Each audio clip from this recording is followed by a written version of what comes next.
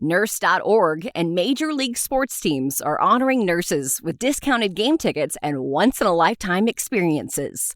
From throwing the first pitch to riding the Zamboni to on-court recognition, join the fun. Visit nurse.org/nurse night to find a nurse appreciation event near you and grab your discounted tickets today. The Love and Leary Podcast is where nursing leadership, innovation, and real talk come together. Hosted by nurse leaders Marion Leary and Rebecca Love. The show dives into the issues that matter most to today's nursing community. Each episode features candid conversations, expert insights, and bold perspectives on healthcare, leadership, advocacy, and the future of nursing. Whether you're a clinical nurse, nurse leader, or another healthcare changemaker, Love and Leary offers thoughtful dialogue and practical takeaways to inform, inspire, and empower nurses at every stage of our careers.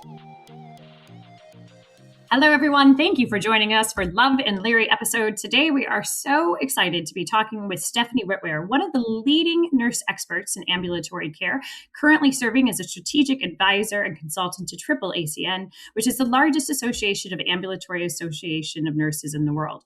Today's topic is focusing on new proposed changes that were proposed by the AMA regarding CPT codes to reimburse for AI across healthcare settings.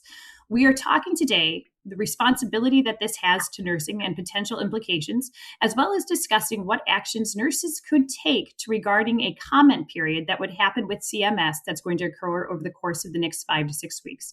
So, Stephanie, thank you for joining us. I know that this is a very tough and challenging topic, but we're really glad to have you here because we think this is potentially one of the biggest issues to potentially face nursing in history and what this means. So with that, Stephanie, please say hello, introduce yourself, and we will dive in. Hi, I'm very happy to be here today. This is my first podcast, so you'll have to give me a little grace as we move forward. Background-wise, I've worked in the inpatient setting, in the outpatient setting, and in academia, so I have a pretty broad background in terms of nursing practice in a lot of different venues and have really developed some pretty significant expertise in billing and coding in the ambulatory care practice.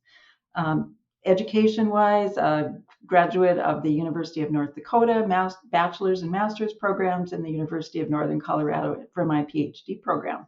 Well, thank you, Stephanie. And, we're having you on this call today because there is actually very little and few nurses who understand what CPT codes are, what this means. So can you step us back into history a little bit and talk to us about CPT codes? Because this is actually something that I understand Congress actually declared that nurses can never have CPT codes. So really, as a profession, we have very little understanding or engagement in CPT codes, but it has significant impact to the work that we do as nurses. So can you go ahead and just step us back and give us a little bit of information around this? Happy to do that. So CPT codes were also actually developed in response to a need that the American Medical Association had for developing a standardized language for documentation, billing, and communication. And this was done in the 1960s. Prior to the 1960s, there were no third-party payer systems, there was no Medicare, and so billing really was a personal matter between physician and patient. But as third-party payers came into vogue in the 1960s, it was apparent that this sort of process for physician to patient billing process needed to be standardized, and standard descriptors needed to be developed for claims processing, for communication and description of the services being provided, and of course to establish a value for them. And so the uniform language was started in the 1960s, and that evolution continues through today. CPT codes are the largest part of what Medicare terms the Healthcare Common Procedural Coding System, or the HCPC system. So HCPC is a system that contains CPT codes as well as other CMS control codes in different categories. CPT codes themselves are a very complex system with over 11,000 codes now, new codes being added annually. And as Rebecca noted earlier, recently the AMA is proposing the introduction of AI-specific CPT codes. CPT codes are wholly owned by the American Medical Association, which is an important point. as we consider who has access to the development of CPT codes and how the AMA really maintains a strong control over it. Again, CPT codes were introduced in the 1960s. In 1983, CMS adopted CPT codes into that HCPC system that I mentioned earlier. And then there was a series of large regulations that were passed that had multiple components to them. So in 2000, the HIPAA regulatory standards were developed. And within that HIPAA code, they designated CPT codes as the national billing standard. Not as a standalone regulation, but as part of HIPAA regulation. In 2003, CMS started to require electronic claim submission, and so CPTs were required to be submitted electronically. And in 2009, there was another big set of regulations passed called HITECH. And the HITECH Claims Act required CPT coding for all electronic claims. And so what really happened was that CPT codes have then become the billing standard for the United States, in addition to a few HCPC codes that are maintained by CMS. CPT codes, of course, had to have a value established with them. And so another process was developed by AMA called the RVU process, in which they established relative value units, or an evaluation or valuation of all the CPT codes. And RVUs have three components. Those three components are work, which is the largest component, and work is 52% of the CPT code. It includes the medical decision-making, the time, the skill, effort, and stress that physicians and other qualified health providers undergo as they provide services to patients. Another category within that CPT code is called practice expense. And this is the clinical labor, supplies, equipment, and overhead. And this is where all of the registered nurses, the receptionists, the medical assistants, everyone who's not a qualified health provider that is providing services in the clinical setting falls under practice expense. And then a very small category, the third category, is called malpractice expense, and that is about 4 to 6% of the evaluation for the CPT. And all of these RVUs then are adjusted geographically for differences in terms of cost of living and cost of providing services in different geographical parts of the United States. And they do underpin also most of the productivity and compensation models that most healthcare systems have. So if you're a physician and you're looking at your compensation that might be productivity based, your organization is going to look at the relative value units that you have generated as a physician and base, at least in part, base your compensation on that. As I mentioned earlier, CPT codes are owned and governed by the American Medical Association. They convene a process by which all of their specialty organizations that fall under the AMA review and propose new codes annually. And then as part of that, any new code development then goes to another committee called the AMA RUC Committee, which is the Relative Value Scale Update Committee, that then sets a value for each of those CPT codes. CMS is actively involved in all of the CPT editorial committees as well as the RUC committee. And although CMS is under no obligation to accept CPT codes or values that are assigned to them, in reality, about 90% of the recommendations that the AMA makes for those are accepted by CMS. I had a couple questions. This is all very fascinating. And I don't know that I really understood how this came about or how it actually works either. So I appreciate the background. We said that there's 11,000 CPT codes at the moment. Are there any for nursing? Nursing has no CPT codes. Nurses can do work that is valued by the healthcare system, but as they may enter codes that they have performed, but those codes, at least in the ambulatory care setting, are all considered what's called incident to, or part of what the physician or qualified healthcare provider services are. So if the nurse enters a particular code for something that he or she has done, that code is attributed to the billing physician.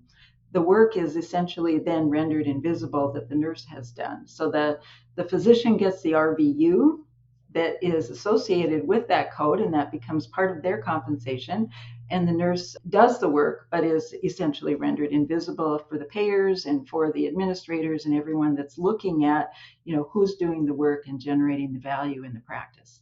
Hey nurses, looking for exclusive discounts? Nurse.org has you covered with deals on everything. Save big on the essentials you need to excel in your career. Don't miss out. Visit nurse.org/discounts for the latest discounts made just for you. I find this all very fascinating and not really surprising, but sort of surprising that these codes fall under the AMA, though I think we all understand why. Do either of you know, does the American Nurses Association, have they ever pushed back on this or tried to get nursing as their own separate CPT code? I mean, I understand the history of why it started as part of the AMA, but there's absolutely no reason that it should still be under the AMA, or at least not a joint CPT code group between the two.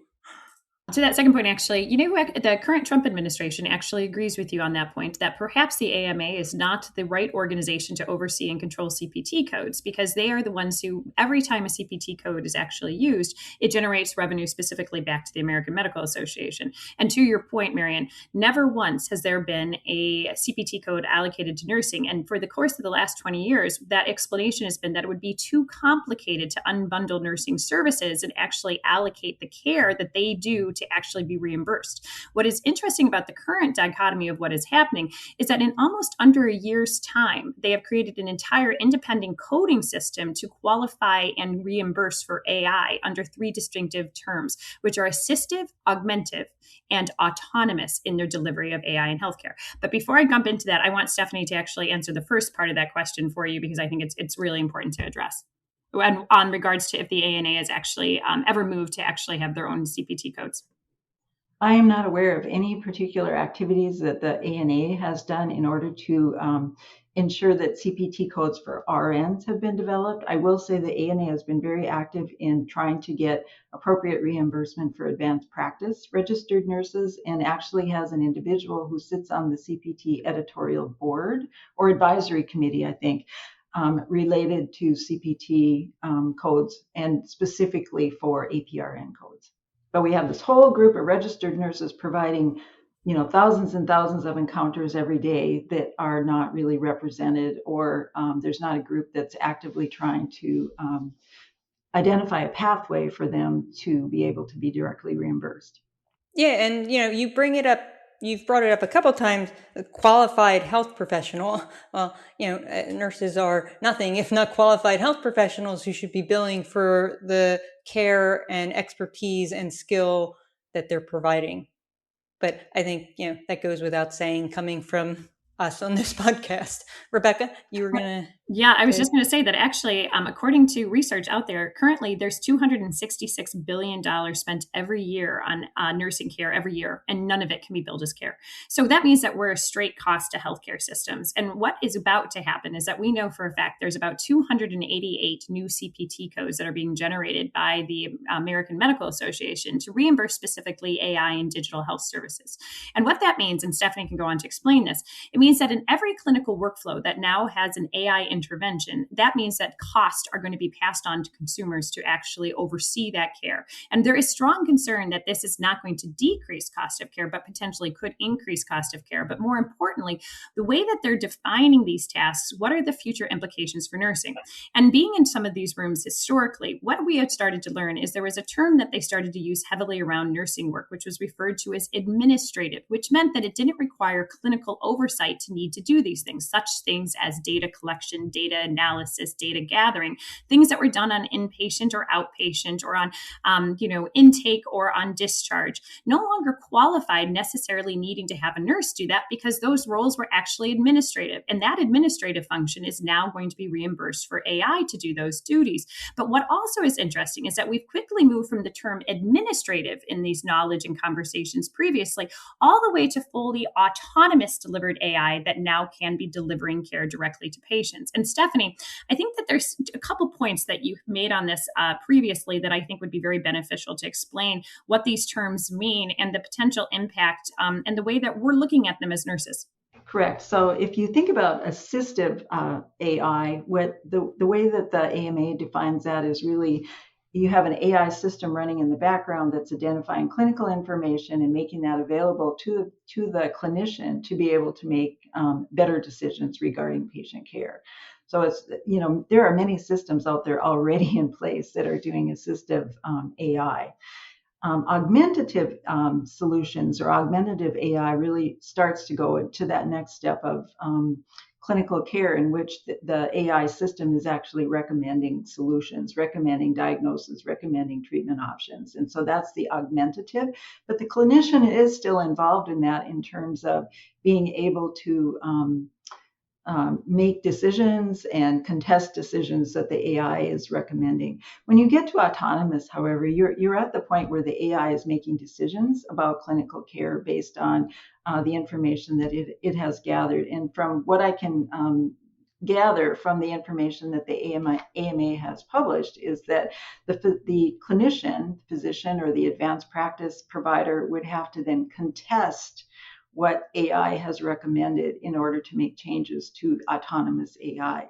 And I think about what that puts a nurse position in receiving an order, if you will, from autonomous AI for treatment modalities, and the RN's position of having to wonder whether or not it's the right treatment decision and really make some assessment as to whether or not he or she can actually follow AI. And frankly, I don't think our nurse practice acts allow us to follow orders auto-generated by artificial intelligence. So I think there's a whole set of regulatory issues around nurses being able to implement AI-generated orders.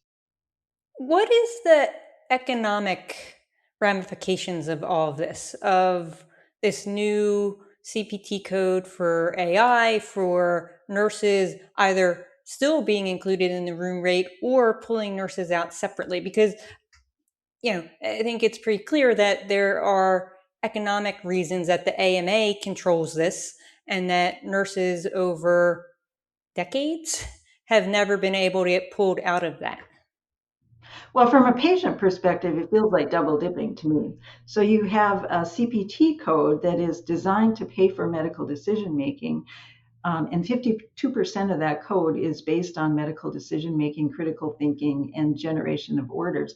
And so as AI becomes more and more involved in creation of that order, to me, the whole part of the CPT code that is based on medical decision making needs to be rethought. And that to me is where the AI should be paid for, not double paying for physicians to be doing medical decision making and AI to be doing medical decision making.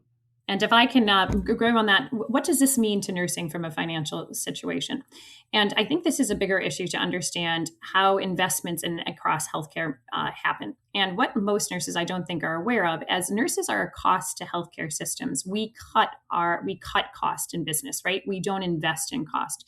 So this is a situation that is potentially setting up that if AI is going to be able to do a task and is going to be reimbursed for a task that is now considered administrative that nurses used to do, hospitals and healthcare systems will be incentivized to actually invest and purchase that technology as opposed to sending those dollars to support the nursing workforce. What you're seeing is almost the creation of a two-class workforce in healthcare. One, AI that is going to be reimbursable, and then one that is non-reimbursable, which is nursing.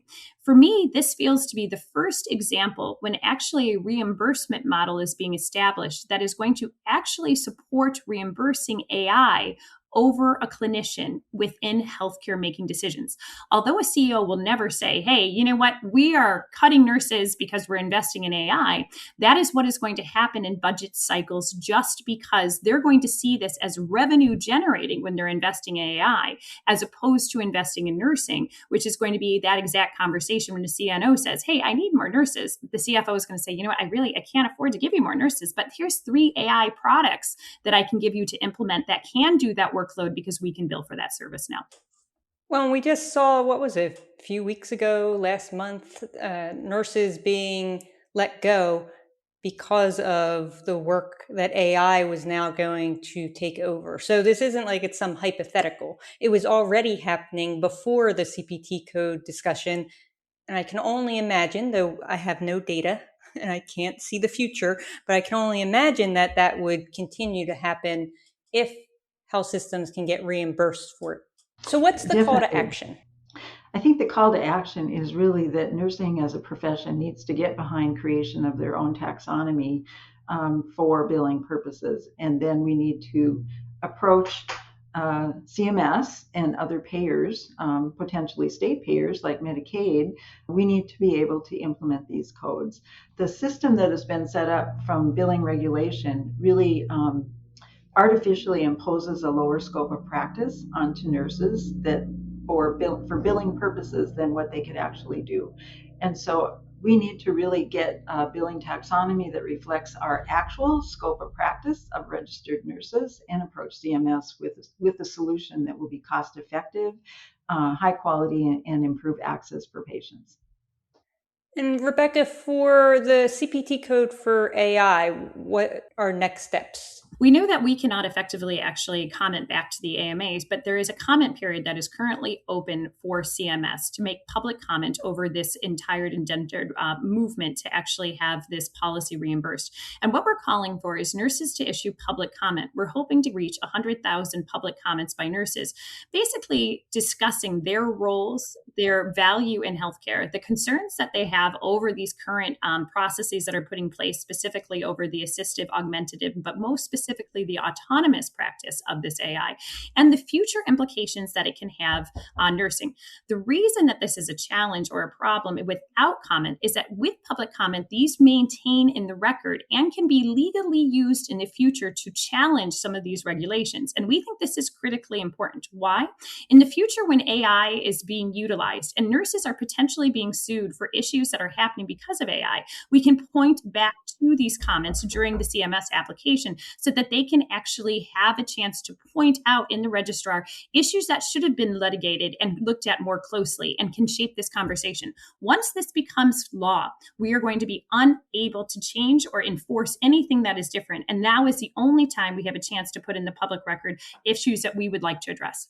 Yeah, I have significant concerns about autonomous generated AI tasks or orders or treatment processes that would be then undertaken by nurses, because at least it has been in my experience that once an order is written, physicians and other clinicians tend not to go back and review it and really think about the implications of it. And that often falls to the nurse to be that last set of eyes that looks at something and makes sure that there's not an error that's made in patient care. And I would really hate for that responsibility to be transferred to the nurse, especially with autonomous AI. Well, Stephanie, thank you so much for talking with us. Any final closing thoughts around this issue? I think we've seen such a wonderful response from nurses related to the Department of Education proposal that came forward. And I think it's an example how having a unified voice really can make change. And so this is another example of how we can come together as a profession, make comments to CMS that may or may not make a change in these particular CPT codes, but it's going to help raise awareness of what the issues are and potentially generate additional discussions for the future. Because I do think there are significant opportunities to reduce cost, improve access and quality for patients. Thank you so much for sharing that knowledge with us. Rebecca, do you want to close us out?